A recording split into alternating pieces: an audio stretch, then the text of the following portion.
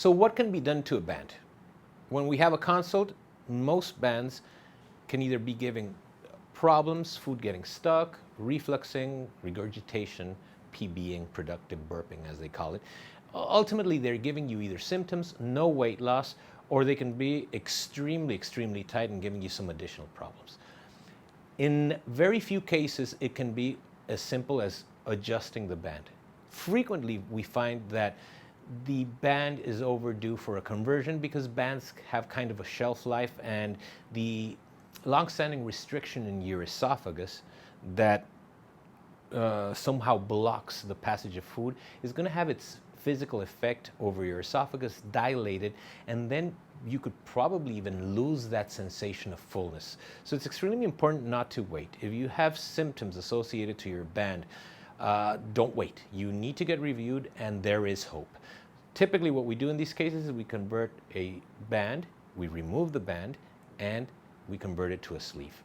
There are certain requirements that have to happen before you travel for a band to sleeve conversion. The most important one is that we're going to put you on a certain liquid diet that's obviously sent to you. And number two, we need a complete removal of all the fill, of all the inflation liquid in your band, so we can give that esophagus a rest. And lastly, we're going to want to see your documents, your paperwork of your original band surgery and other additional surgeries that may have been performed during that procedure. So you need to disclose any special circumstances of the procedure, including complications during or after the procedure, additional interventions, combined procedures like a folded stomach with a band. The success rate of these conversions are extremely acceptable, but it really does depend on how we prepare you for surgery. And remember, all our efforts will be focused on your revision, but certain situations could make it impossible for the procedure to be done. There's two cases.